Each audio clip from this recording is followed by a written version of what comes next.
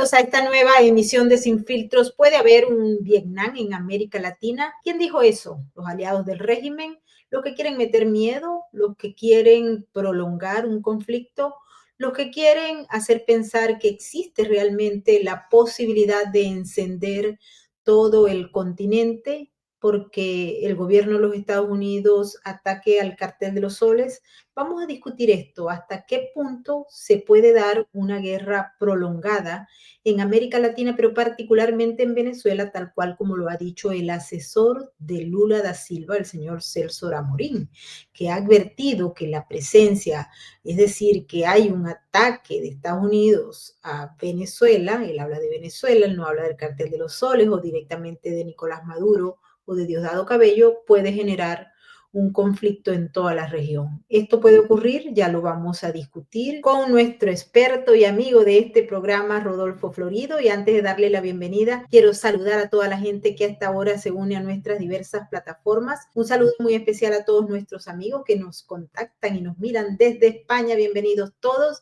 Y saludamos a los que se están conectando a esta hora, al super chat de YouTube, que es el más inteligente de toda la red. Un saludo también a nuestros amigos que nos ven desde Instagram, desde Facebook, desde Twitch y por supuesto desde todas nuestras plataformas, incluyendo a patreon.com/Venezuela Política y a Rumble. Bienvenidos nuestros maravillosos moderadores y nuestro invitado especial, el licenciado Rodolfo Florido, que siempre nos deja una historia, una cátedra que comentar a posteriori. Bienvenido. Mil gracias por estar con nosotros. No, gracias a vos, como siempre, por la invitación, Maybor, y para mí es un placer enorme compartir de vez en cuando este espacio con Sin Filtros y en particular con vos.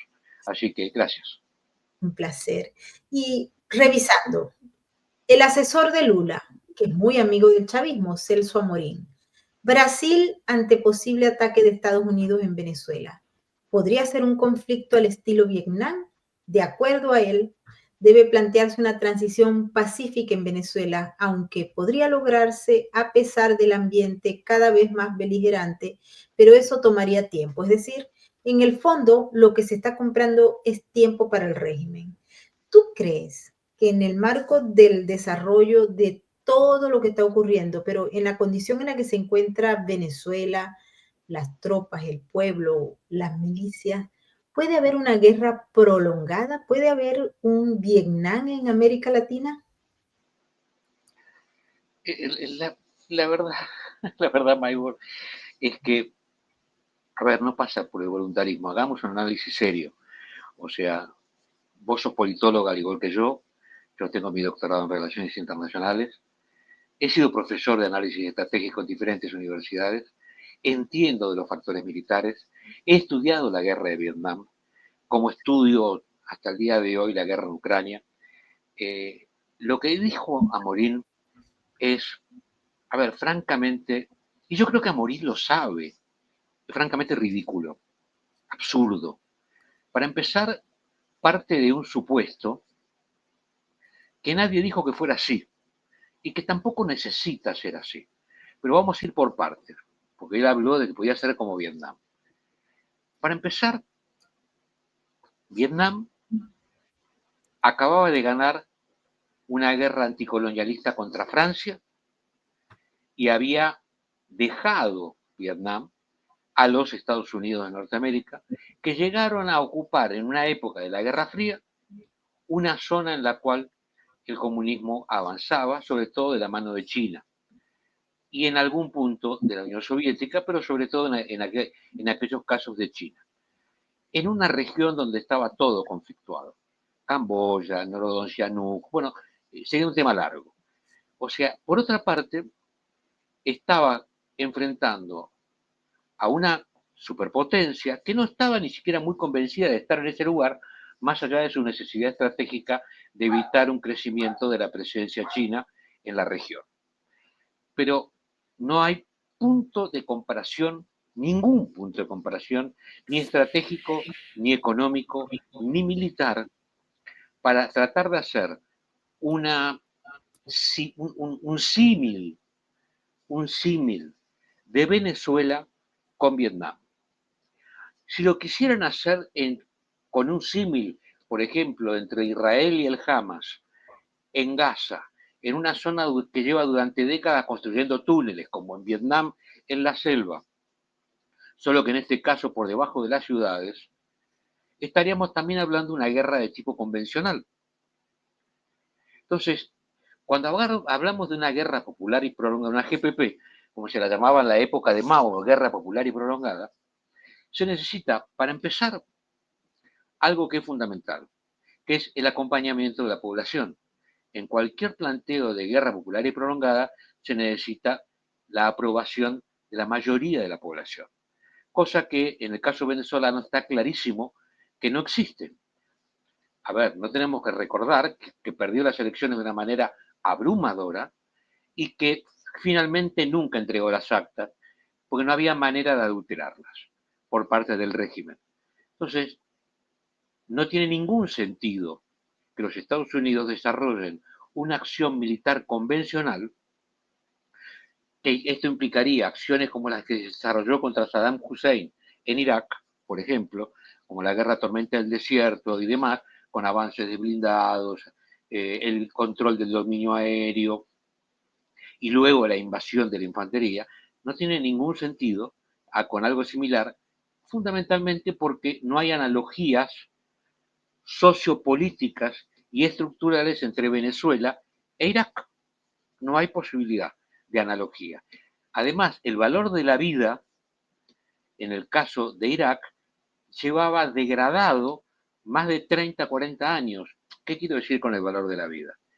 En los países normales, la vida tiene un valor. Tiene un valor. Irak tenía decenas de miles de prisioneros y torturados durante décadas. Durante décadas. En el caso de Venezuela, hay obviamente torturados y hay detenidos políticos, muchos, en el helicoide y todo lo que sabemos que existe, pero no existe una analogía similar al poder que manejaban los hijos de Saddam Hussein, matando gente en el patio de una casa y tirando los cadáveres por pedazos. Tampoco hay una analogía similar a lo que podía haber con, a ver, un régimen parecido a Muammar Gaddafi, cuando cayó Muammar Gaddafi asesinado por su propio pueblo. No hay analogías similares a la de Venezuela. Venezuela tiene un 80 o más por ciento de su población que está en contra del régimen. Sus fuerzas armadas están con serios problemas internos de conducción y Estados Unidos, yo descarto en lo personal, descarto la necesidad de una invasión convencional como puede ser el día D en Normandía o como puede ser la que hicieron en Irak con tropas multinacionales, porque esto implicaría la preparación durante un tiempo mucho más prolongado que el actual, mucho más prolongado que el actual, y además la aquiescencia y la participación de tropas internacionales para hacer un desembarco en toda la línea. O sea, desembarcar con la flota que está actualmente cercando, digamos, Venezuela y hacer un desembarco en toda la línea. Esto implica lanchas de desembarco, el control aéreo, claro que lo tienen. Estos sistemas antimisiles que Rusia le entregó a Venezuela, no creo que Venezuela esté en las condiciones de realmente usarlos de manera eficiente y mucho menos de poder contrarrestar el poder aéreo americano con sus sistemas de armas antimisiles. No veo ninguna posibilidad. De hecho, si tuvieran alguna posibilidad, tampoco estarían dejando el control de su área marítima, ni tampoco estarían permitiendo que ningún vuelo pueda salir por el espacio aéreo venezolano. Estarían desafiándolo. No lo desafían porque no pueden hacerlo. Ahora, lo de Amorín, decir que puede ser otro Vietnam, una guerra popular y prolongada, yo honestamente no puedo imaginarme de ninguna manera, en ningún eh, escenario estratégico o militar, a Maduro, Diosdado Cabello, la inteligencia bolivariana, eh, yendo a vivir a la selva con los carteles de la droga, haciendo túneles y escondiéndose bajo la tierra. Son todos bon vivant. Es totalmente contrario a los mecanismos por los cuales una guerrilla se desarrolló en Colombia, el Ejército de Liberación Nacional, la FARC, o el Ejército Guerrillero de los Pobres en Honduras. O sea, todas las guerrillas regionales nacieron en la selva, no en la ciudad. Nacieron en la selva. Y en algunos casos hay generaciones que literalmente nacieron en la selva. O sea, que llevan 25, 40 años en guerra y que tienen hijos que nacieron en la selva. O sea, es muy difícil, por no decir imposible, que una persona acostumbrada a que diariamente le lleven el desayuno que desea comer, dicho desde el día anterior, y que le preparen el almuerzo que desea comer, preparado por un chef, el mejor chef que pueda haber en Venezuela, y que le lleven después a la tarde la merienda que más quiera comer, y luego le preparen la cena distinta al almuerzo, para él, toda su familia y todos los que ordene él que le den de comer. Todos los que han vivido de esa manera, yo te diría que es casi imposible que psicológicamente puedan adaptarse a vivir en una selva con 80-90% de humedad, régimen de precipitaciones, perseguidos permanentemente desde el aire, en la cual les pueden disparar de la manera que se les dé la gana, porque ahí no importa la población civil.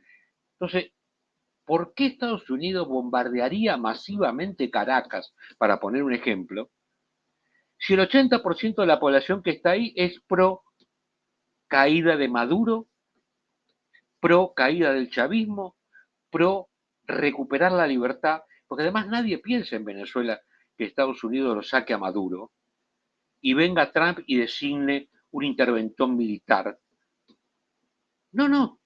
Lo único que se dice es que se convalide el resultado de las elecciones, que asuma el presidente electo y eventualmente podrá haber otra convocatoria en la cual seguramente María Corina Machado va a ser la presidenta de la República.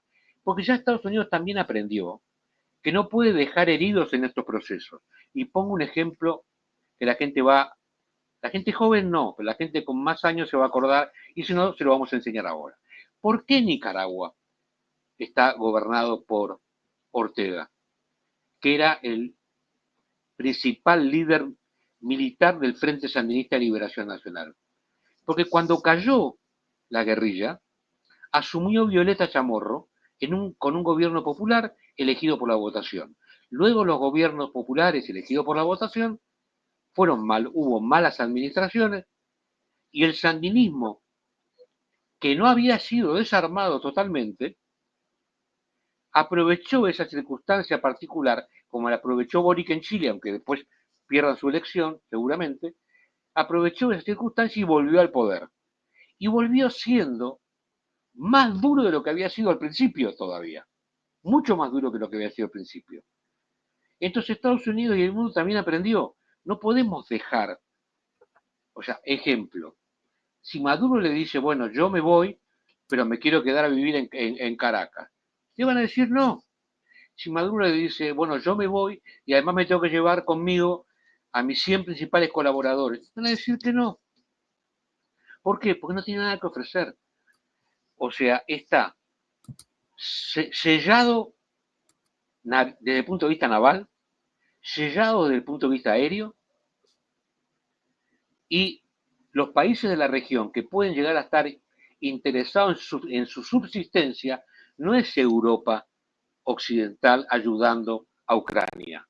Son países que ya están en problemas graves, ellos mismos per se, y Brasil, por más amorín que quiera asesorar y decir algo así, no está en condiciones de decir, bueno, vamos a comprometer a nuestras Fuerzas Armadas en proteger al régimen de Maduro, porque las Fuerzas Armadas de Brasil podrán no estar o sí estar más o menos cerca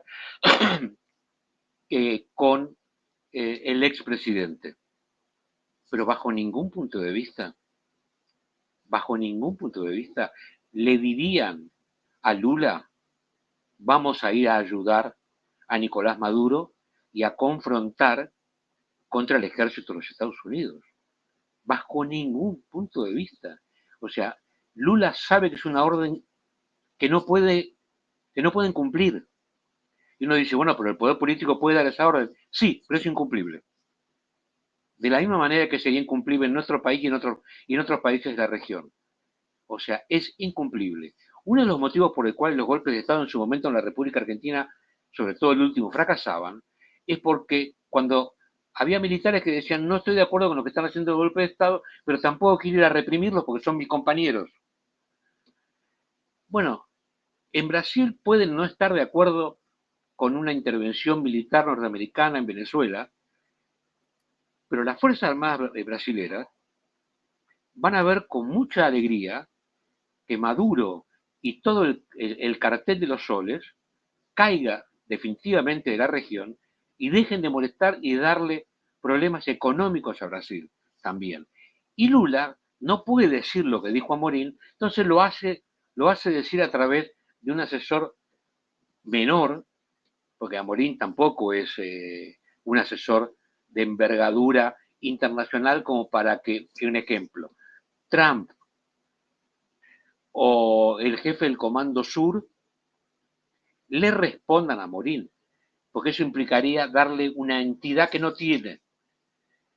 O sea, no es posible bajo ningún punto de vista que Venezuela se transforme en un Vietnam.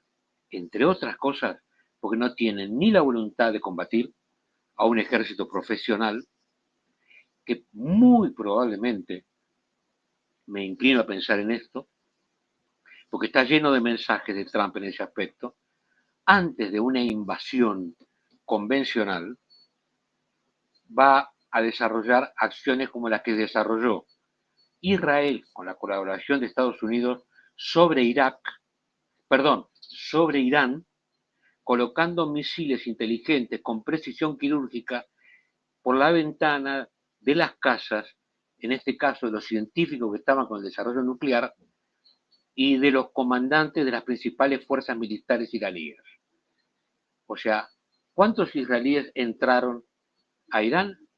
Los necesarios para guiar los misiles, nada más. ¿Y cuántos norteamericanos? Ninguno.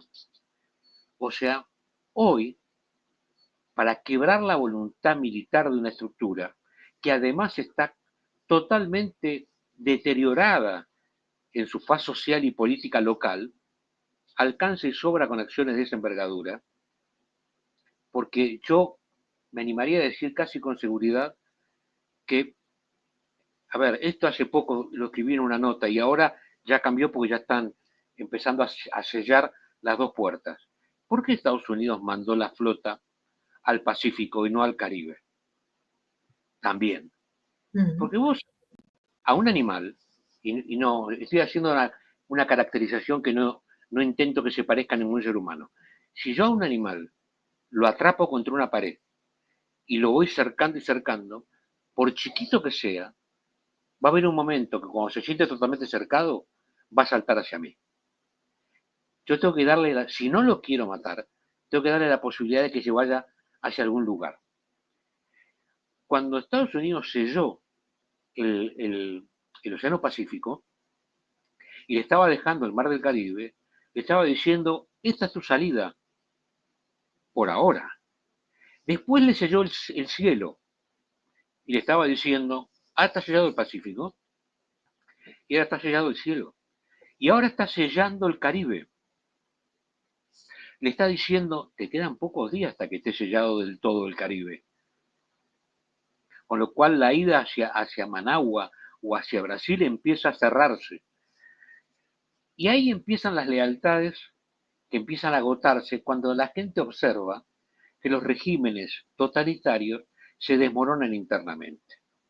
Ahí es donde yo sí te digo que Venezuela está más cerca, o Maduro está más cerca, a terminar como terminó Muammar Gaddafi o como terminó Benito Mussolini, colgado piernas abajo por una pueblada, o como terminaban tantos líderes autoritarios, o Saddam Hussein colgado en un juicio por su propio pueblo después de estar escondido en un pozo hecho en el campo. ¿Por qué? Pues carece de todo. A ver, los dos principios vos lo sabés como politóloga perfectamente. Los regímenes tienen que estar guiados por dos aspectos fundamentales: legalidad y legitimidad. Al principio el chavismo pudo haber tenido legitimidad y después legalidad cuando ganó la primera elección. Actualmente el chavismo carece de legalidad porque perdió la elección y carece de legitimidad porque la sociedad ya no lo acompaña desde ningún lugar.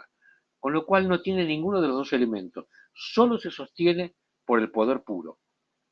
Ahora uno dice, ¿no tenía poder puro Gaddafi? Sí, hasta que un día se dio cuenta que no lo iban a seguir los propios militares que lo habían colocado en el poder.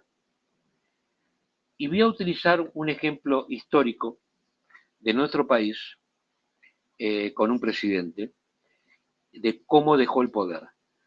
Eduardo Duhalde, de quien después vino Néstor Kirchner, había ido a tomarse unas breves vacaciones a un centro de turismo que hay en la costa cercana a Mar del Plata, que se llama Chapalmalal, donde está un lugar reservado nada más que para los presidentes de la República. No Duhalde, Rodríguez Sá, un presidente interino, había declarado que no se pagaba la deuda externa, todo el Congreso se había parado de pie, todos aplaudiéndolo. A los 7 días se va a este lugar, Rodríguez Sá, se levanta a la mañana, pide que le traigan el desayuno, no viene nadie, sale a ver qué pasa, no ve a su seguridad, va a ver la entrada del centro del Chapalmalal y ve que no había militares custodiándola. Entonces se vuelve para adentro, se comunica con la casa militar en la capital federal y le dice, ya entendí, se subió a un avión y se volvió a su provincia y abandonó el poder. En 7 días dejó el poder. ¿Por qué? Porque de pronto miró alrededor y no había nadie. Hoy a Maduro le debe estar pasando que se entera que todos los días hay alguno más que desaparece, con la plata, por supuesto. Dentro de poco tiempo se va a enterar que muchos de sus asesores cubanos ya están de vuelta en La Habana, porque el cerco es distinto a lo que era la década de los 60 con la guerra de Vietnam. Es distinto. No es necesario hacer, o Normandía en la época de la Alemania nazi, juntar los ejércitos de Francia, de Polonia Libre, de Estados Unidos, de Gran Bretaña y hacer el desembarco de 2 millones de... No, ya no es necesario. Hoy las guerras se solucionan con el control aéreo, con el control económico y con lo que se llama volumen de fuego. O sea, yo puedo tener 2 millones de milicianos armados con fusiles que le hayan dado, pero estoy seguro que, a ver, pobre gente, o sea, no tienen idea de lo que es enfrentar un ejército profesional. No creo que sea necesario una invasión en toda la línea para nada. Y no me imagino a todos estos señores quedándose cuando, como pasó en Irán, empiezan a llegar los misiles con precisión. Ahora, ¿va a haber bajas civiles? Probablemente sí. Es inevitable. Cuando explota una bomba es inevitable. Pero la realidad es que van a ser el menor número posible de lo que se necesite para que este régimen caiga. Ahora, lo de Amorín, hacer un símil con Vietnam, o está gaga, como diríamos, no sé si en todo el mundo se dice igual cuando ya no le sube las neuronas no andan bien, se lo mandó decir Lula como una bravuconada que nadie le va a dar realmente a nivel mundial la más mínima importancia. Es imposible imaginar al ejército venezolano y a las milicias bolivarianas haciendo pozos subterráneos para esconderse, como hicieron los vietnamitas, y luchar desde ahí, de la manera que lo hicieron, hasta que el sistema de defensa colapsa, porque hasta los Estados Unidos colapsaron. Hasta los Estados Unidos colapsaron. Cuando la guerrilla de Vietnam del Norte, de Vietnam del Sur, con las guerrillas camboyanas también, de pronto cercaron y además el ejército norteamericano había perdido la voluntad de pelear. Lo había perdido, llevaba demasiados años en una guerra que lo estaba consumiendo, y acá no hay una Europa. Porque, a ver, yo me acuerdo que una vez le dije a alguien cuando empezó la guerra de Ucrania, y me acuerdo que lo dije en una entrevista, la guerra de Ucrania va a durar 30 días si Europa no se compromete. Porque era la realidad. Si Europa no se comprometía, la guerra de Ucrania iba a durar 30 días.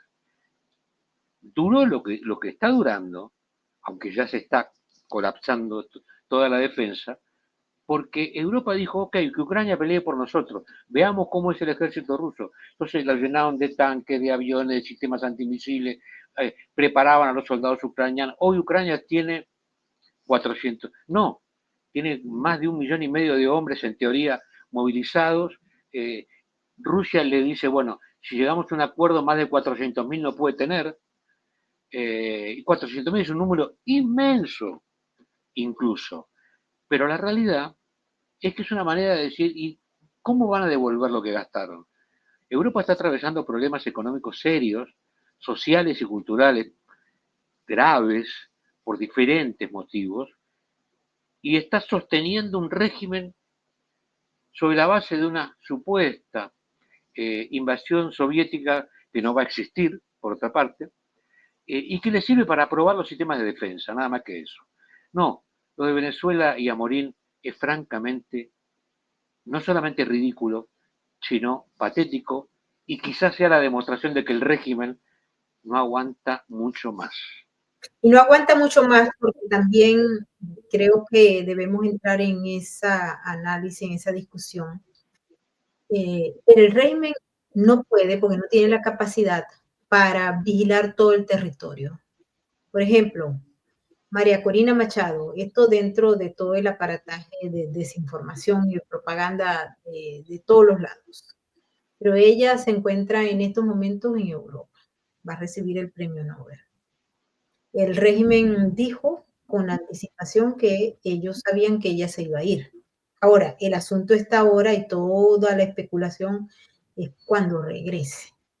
Ella va, está allá, recoge su premio, etcétera, y hará algunas visitas, no sabemos exactamente, hay unas agendas que se han dejado colar, pero cuando regrese a Venezuela, ellos están aspirando ya que Maduro se haya caído, o muchos están esperando que eso ocurra y que ella vuelva para darle un paso hacia la transición de manera organizada. No lo sabemos porque, pues tomando en cuenta que allí hay lados oscuros que uno no conoce, pero eventualmente si se produce una transición, aquí en Estados Unidos se ha hablado de realizar unas nuevas elecciones en las que María Corina pueda participar y por ende pueda quedar como presidente, que a estas alturas yo no creo que la gente dude de eso, al menos con la gente con la que yo hablo. A ver, nadie sabe, nadie está en la cabeza de todo el mundo, pero sería unas elecciones donde participarían todos aquellos que no participaron en las controladas por el régimen, que fueron las del 28 de julio del 2024. Pero en todo caso, a lo que voy es que el régimen no puede controlar, no tiene la capacidad de control de todos los puntos cardinales del territorio. Aunque ellos advirtieron que sabían que María Corina se iba y cómo se iba, etcétera, no van a saber cómo va a llegar y quiénes la están acompañando. Entonces, eso va a ser, desde el punto de vista mediático, va a ser un espectáculo como suele ocurrir. Pero desde el punto de vista del análisis ya de inteligencia, muestra una debilidad que creo que la debemos, eso es como un ejemplo, ¿no? Hay otros ejemplos más. Y la capacidad de represión del régimen para mantenerse en el poder tampoco la vemos viable desde todo punto de vista. No porque el régimen no sea capaz de hacerlo, lo ha hecho en los últimos 26 años. Es porque no tiene la capacidad de control, porque es masiva y la capacidad de respuesta del régimen va a agotarse en la misma medida en que se generen problemas, disturbios en muchos lugares a la vez. No sé qué opinas tú. Yo coincido totalmente, es imposible para el régimen. El régimen no puede seguir sosteniéndose sobre la base de negociaciones para la impunidad. A ver, todos sabemos que esa conversación de Quito, todos sabemos, más allá de los detalles que obviamente no trascenderán en función de que no se quieran que trasciendan. Si Maduro quisiera que trascendieran, la grabó y la daría a conocer. Lo que pasa es que Maduro no quiere que trascienda textualmente porque están también los requerimientos que Maduro hizo, que son los requerimientos de de una rendición controlada.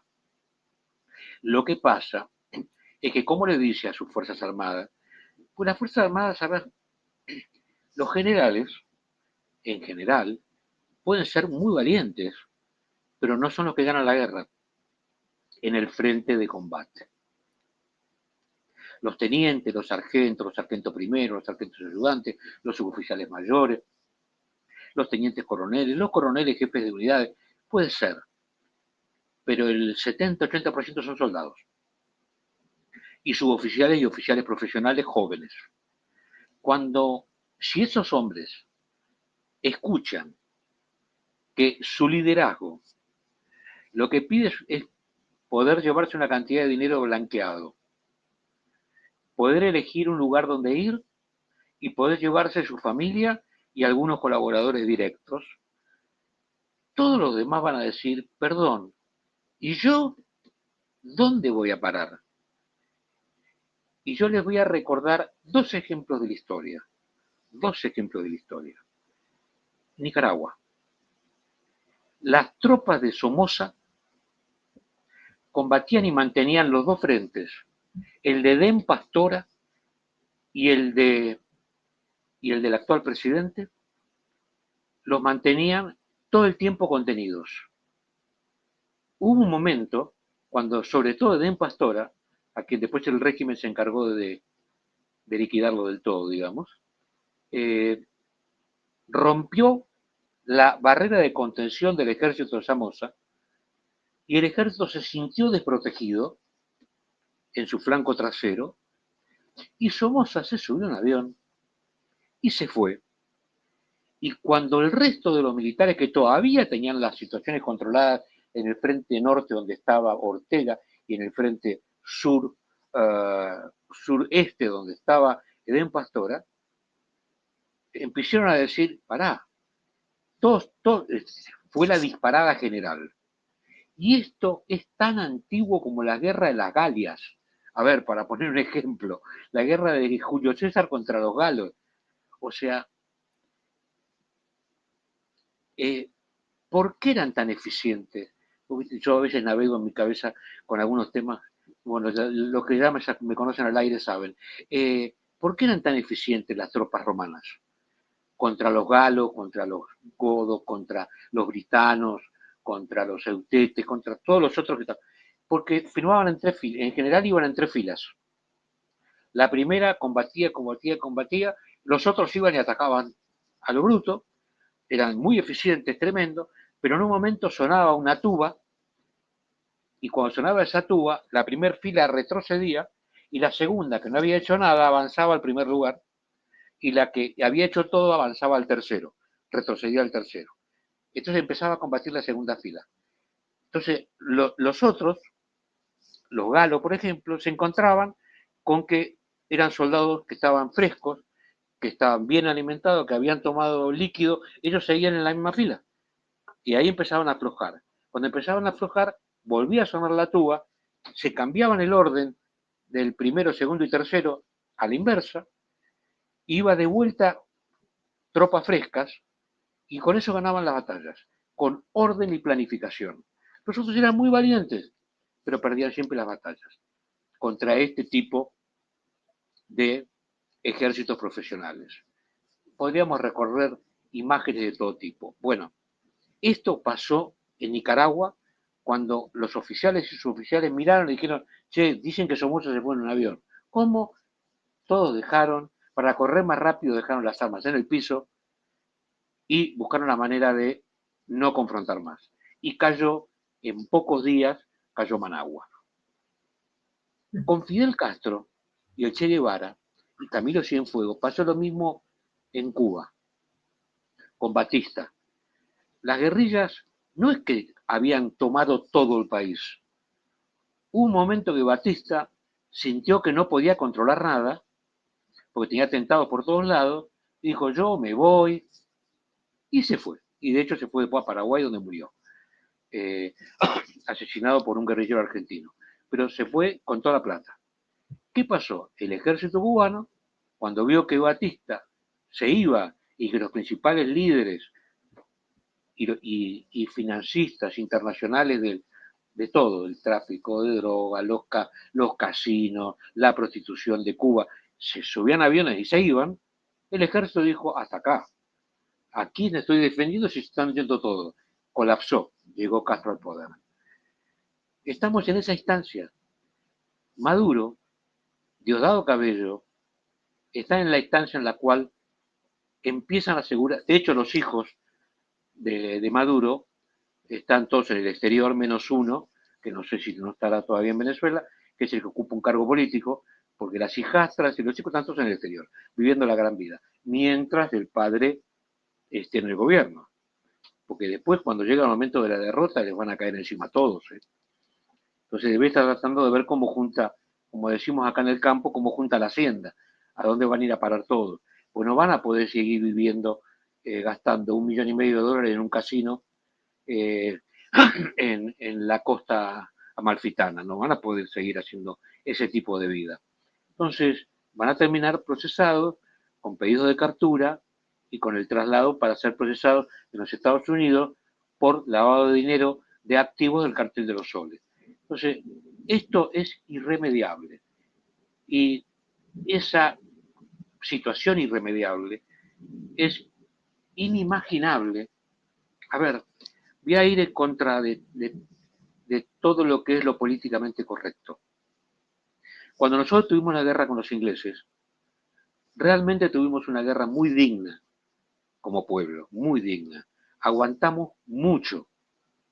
Nuestros soldados fueron reconocidos por los ingleses, nuestra marina y nuestra fuerza aérea, por haber combatido de una manera muy por encima de la expectativa que tenía Inglaterra. Pero el resultado finalmente fue el lógico, el de una superpotencia contra un país periférico. Y tuvimos la suerte de que haya sido relativamente rápido, porque si no Inglaterra iba a bombardear Buenos Aires, Córdoba, el sur.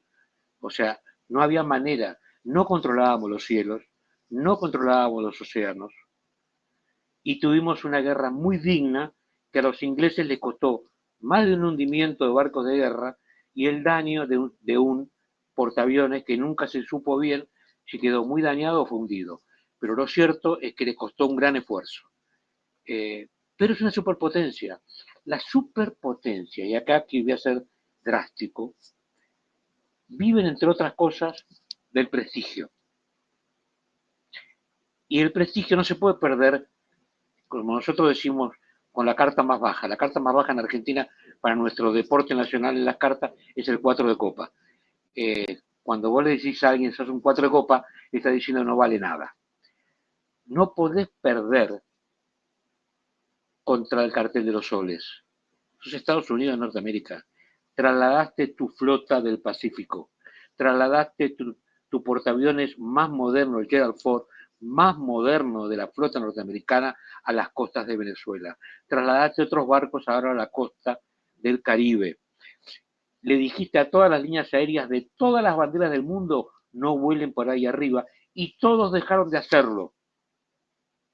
Todos dejaron de hacerlo. Los que están de acuerdo y los que no están de acuerdo, todos dejaron de hacerlo. Las líneas aéreas brasileñas ya no van a Caracas, tampoco. Aunque digan que puede hacer Venezuela, el señor Amorín diga semejante estupidez que Venezuela puede ser Vietnam. Lo cierto es que las líneas aéreas brasileras no vuelan por los cielos de Venezuela. Entonces, Estados Unidos no puede decir, bueno, está bien, perdón, me equivoqué, volvamos todo para atrás. No lo puede hacer, como no lo podía hacer Gran Bretaña con Argentina, como no lo podía hacer Estados Unidos después de Kuwait y después de Irak en Tormenta del Desierto, tenía que ser hasta el final, porque se vive sobre la base del prestigio. En las organizaciones terroristas musulmanas, sobre todo, las organizaciones terroristas musulmanas, el prestigio lo es todo.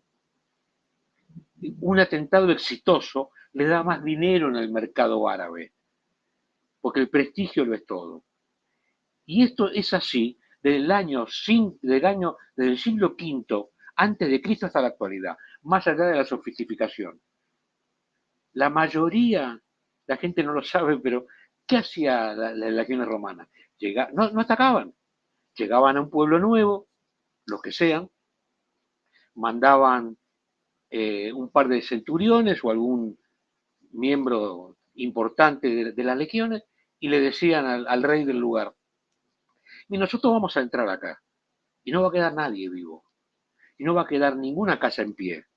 Ahora, si ustedes quieren ser socios nuestros, nos van a tener que dar grano, y para asegurarnos el cumplimiento de su palabra, nos va a tener que dar un hijo de cada familia noble, que nos lo vamos a llevar con nosotros, y que mientras ustedes cumplan su acuerdo económico de pertenecer al Imperio Romano, de darnos y de mandarnos comida, no va a haber ningún problema.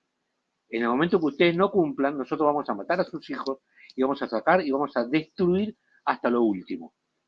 Ahora, ¿cumplían su palabra los romanos? Sí, la cumplían. No tocaban a nadie, dejaban el poder que estaba a cambio de tener un acuerdo. Pero ahora, si el otro no lo hacía, lo destruían hasta el último hombre. ¿Por qué? Porque su poder radicaba en que cumplían su palabra o cumplían su amenaza. Así de simple. Estados Unidos desarrolló todo esto, y yo leo todos los días, ahora la gente que está escuchando del otro lado va a decir que hay que tener estómago, pero bueno, leo todos los días la red Al Jazeera y Russia Today. Todos los santos días a la mañana, además de muchos otros medios, leo Russia Today y Al Jazeera. ¿Para qué? Para interpretar los mensajes internos. Yo no escuché ni a una agencia de noticias china, árabe o rusa decir que iban a comprometer sus ejércitos para ir a combatir a Venezuela, ¿eh? Nada. En el mejor de los casos, Rusia le dijo, te mandé unas baterías antimisiles. Baterías antimisiles que van a durar 10 minutos una vez que los misiles que están diseñados para ir al calor de una batería, los lancen. Es todo lo que hace, cubre las fórmulas, nada más que eso. ¿Por qué? Porque sabe que está terminado. Como Estados Unidos sabe que Ucrania, toda la zona sur, este de Ucrania está terminada. ¿Por qué? Porque en rigor de verdad, históricamente fue casi siempre rusa, desde antes del zar Pedro, desde antes del zar Pedro, por eso hablan el mismo idioma. Entonces, todos saben que son otras cosas las que se juegan, pero vos no podés, Rusia no puede permitir que Ucrania gane, Estados Unidos no puede permitir que Maduro se quede, como no pudo permitir que Hussein se quedara, y porque además no es Vietnam. El que haya estudiado Vietnam sabe que solamente el pueblo vietnamita como el afgano tienen esa capacidad infinita para soportar una vida miserable durante décadas y décadas. Porque fijémonos que finalmente Afganistán está en manos de talibanes. ¿Por qué? Porque es lo que conocen como regímenes. Y Estados Unidos finalmente tuvo que irse. ¿Por qué? Porque al fin y al cabo, ¿para qué me quiero quedar ahí? ¿Cuál es la razón de ser? Los talibanes no consumen drogas, pero la venden. Ujú. Pero la venden. El cartel de los soles ya cansó. Si no ya hubiéramos tenido las familias a ver, ¿qué embarcación sale con esas lanchas de bajo perfil con 3 motores a correr por aguas controladas por el ejército de Estados Unidos? Solamente alguien que dice que le están diciendo a los 6, 7 que están ahí arriba, si llegás a la frontera del otro lado, te vas a quedar con $2 millones. Entonces el tipo de pronto que está en la miseria, le dan la lancha, dice, lo intento. Son $2 millones. Lo intento. ¿Por qué? Porque en la lancha lleva cocaína para vender por $50 millones. Ahora, está arriesgando la vida. ¿Cuántos llegaron? Nunca lo vamos a saber. ¿Por qué? Porque no te dicen los que llegan, te dicen los que mueren. Exactamente. Obviamente que alguno debe haber llegado. Sí.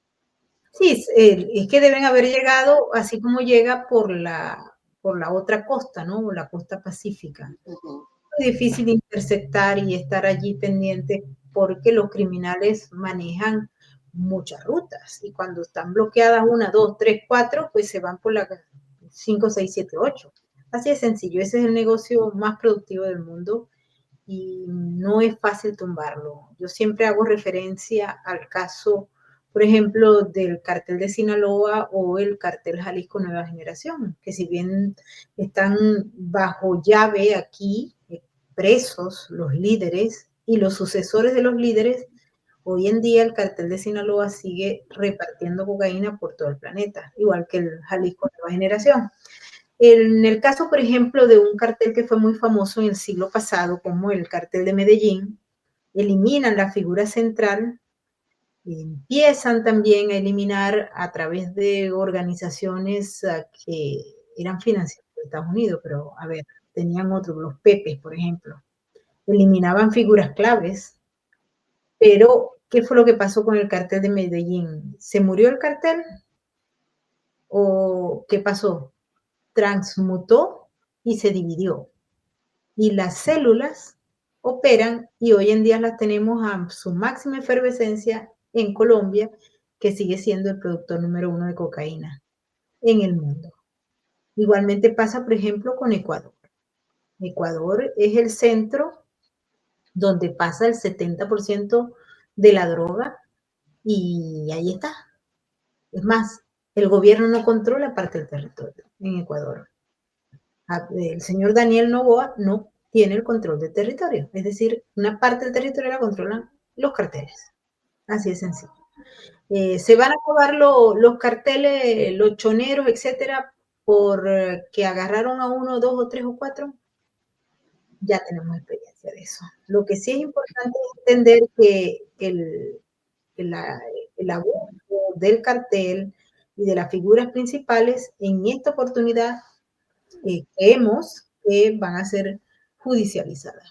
Es decir, la aspiración es traerlos a la justicia y verlos aquí procesados, aunque se corre el riesgo de que se, como están haciendo todos los narcoterroristas del cartel de los soles, que llegan aquí, prometen y prometen, delatan o buscan delatar, piden, ruegan que los reciban como sapos y luego se quieren ir de la cárcel, ¿no? Que también resulta, a pesar de que es en el sistema de justicia, esto es un recurso muy importante para incluso investigar y estudiar el tema del crimen organizado y las redes, también para el venezolano común y corriente es a veces hasta frustrante porque dicen, ah, bueno, ese se va para allá, lo agarran, después sapea a todo el mundo y dale.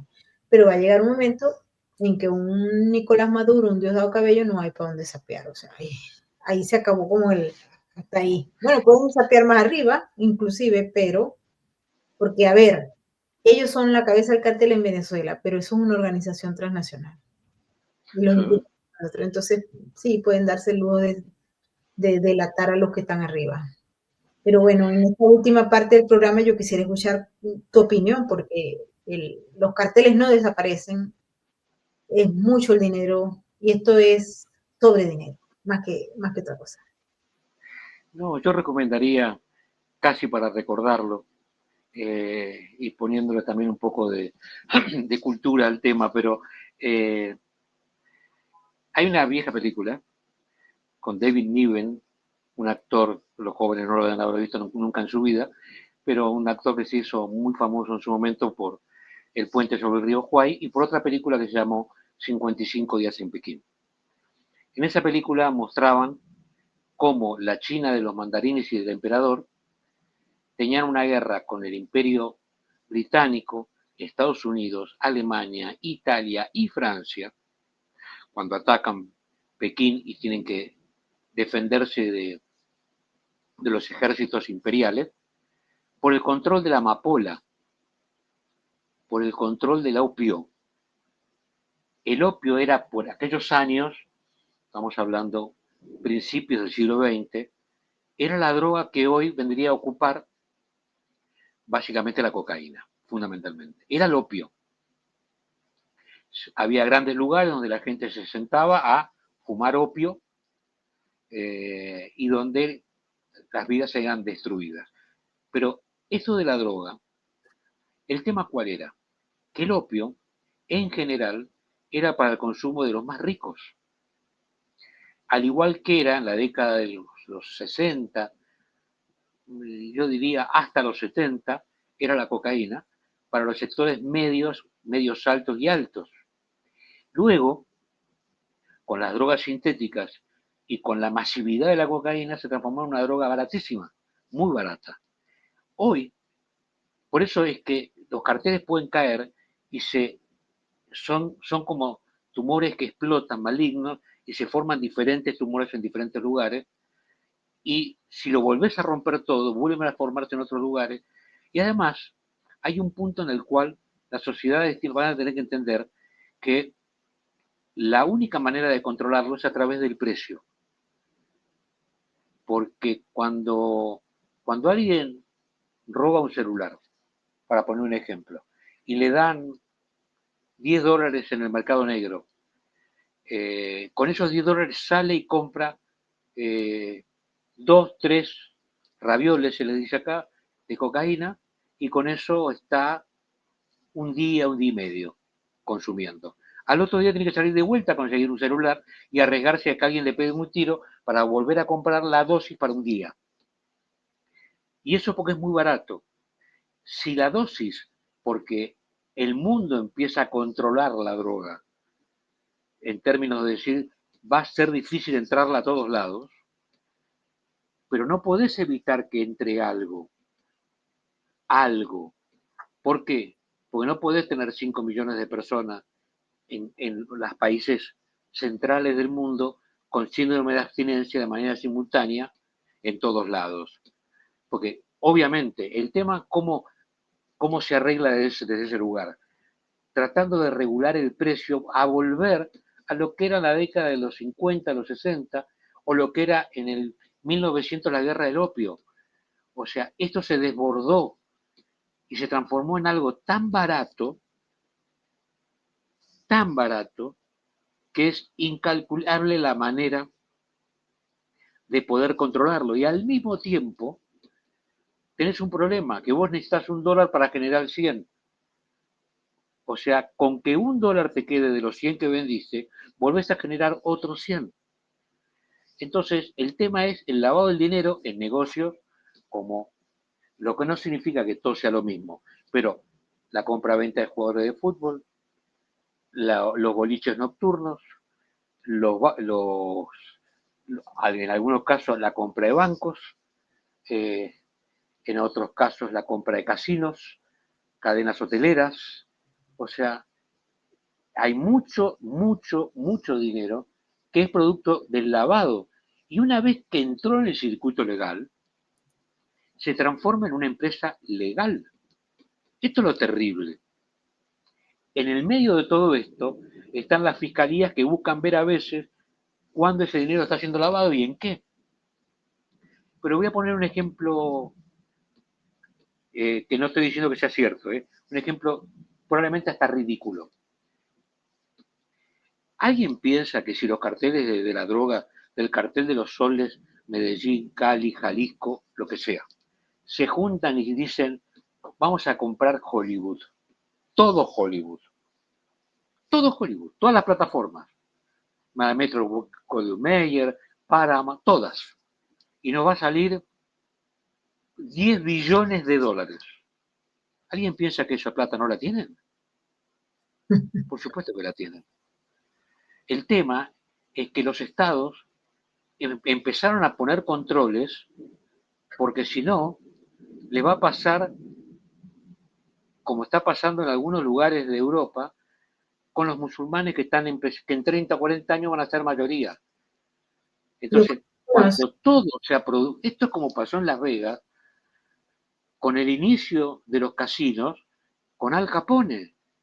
O sea, Estados Unidos tuvo un momento que tuvo que agarrar con Elliot Ness y decirle, no me importa cómo, pero esto hay que frenarlo. ¿Por qué? Pues ya la mafia estaba empezando a controlar una ciudad entera, completa, creándola de la nada, donde había un desierto, y hacer una suma de dinero inconmensurable, como es Las Vegas hasta el día de hoy. Ahora, hubo un momento que le dijo a John Dess, che, basta. Y también se lo dijeron a Edgar Hoover, hay que cortar esto porque ya esta gente está empezando a controlar, no el poder, las ciudades, físicamente las ciudades. El Cartel de los Soles es probablemente la primera vez que aparece un cartel en el control de la totalidad de una estructura militar. Porque en Cuba hay tráfico de drogas, sí, lo hubo siempre. Y en general lo manejaba la inteligencia cubana a través de Piñero Lozada, Barbarroja, en general. Hasta que Piñero Lozada metió la pata en algo y Fidel Castro mandó a matarlo. Pero no era la estructura militar el Cartel de los Soles, era una herramienta para tratar de tener ingresos que de otra manera no lograban tener. Es así de simple. Pero el caso venezolano...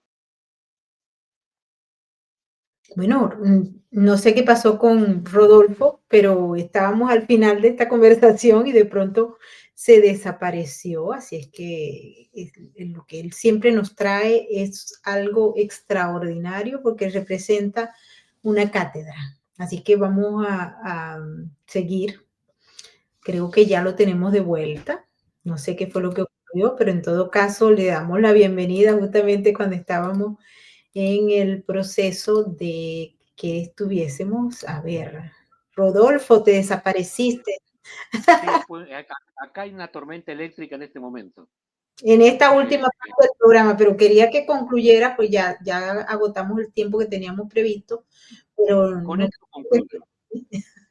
Esta es la primera vez que un país tiene todos los recursos, empezando por el petróleo, y el control del Estado y de las Fuerzas Armadas dirigido todo al narcotráfico.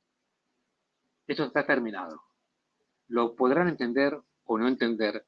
No imaginen 300.000 marines desembarcando en las costas de Venezuela, pero sí acciones concretas, directas y violentas. Pero esto está terminado, sin lugar a duda. Lo lamento por Amorín. Esto es game over. Bueno, Es game over. esperar las noticias que yo creo que están llegando. Así que Rodolfo, tú estás invitado para seguir y dar las buenas noticias y las malas noticias también, porque es que no podemos ni siquiera caer en el maniqueísmo que son buenas o malas, sino los procesos que se están dando en función de resolución del conflicto y de generación de nuevos conflictos, porque no se crean que todo va a quedar allí a flor de piel para que la gente sea entre y se monte todo, no, esos son conflictos que se van generando uno tras otro porque esa es la etapa que nos tocó vivir. Y si nos vamos al siglo XX, pues a la gente del siglo XX que estaban en la Segunda Guerra Mundial también les tocó vivir esos enormes conflictos. Pero gracias a Dios, con la experiencia, con la inteligencia y la capacidad de nuestros invitados, podemos explicarles para que ustedes entiendan esa realidad y estén mejor preparados para que den una respuesta acertada. Así que un abrazo, Rodolfo. Mil gracias por estar con nosotros. Gracias a vos, Maywood, y a toda la gente que acompaña Sin Filtro. Un abrazo. Y quiero darle las gracias a toda la gente que nos ha acompañado, a nuestros maravillosos moderadores, wow, que son ustedes con esos mensajes tan espectaculares. Quiero invitarlos para que se unan a nuestro canal, si se suscriban, si ustedes todavía no lo han hecho, y activen la campanita de las notificaciones para que sepan cuando tenemos nuevos contenidos para ustedes. Invito también para que se hagan parte de nuestra cuenta de patreon.com/Venezuela Política y Realidades Sin Filtros. También los invito para que vayan a nuestro blog Venezuela Política. Allí tenemos información que no van a conseguir en otros lugares. Estamos preparando un nuevo paquete del Cartel de los Soles con uno de los personajes que iba a ser sentenciado y ahora todo indica que no va a ser sentenciado en la fecha que es. Están utilizando todas las herramientas para salvarse, pero ¿saben qué? Del Cartel de los Soles no se va a salvar nadie, al menos desde la estructura de arriba. Nos vamos a despedir ahora de ustedes y lo vamos a hacer con el mensaje de la RAC, porque recuerden que juntos salvamos vidas y nos vemos en la próxima emisión. Un abrazo gigante. Hasta luego. Su mirada no conoce de estadísticas. Aún así, millones de ellos padecen una cruda realidad. Su lealtad es inquebrantable, aunque no haya nadie con quien compartirla. La diferencia la haces tú. Adopta, esteriliza, colabora. Red de Apoyo Canino.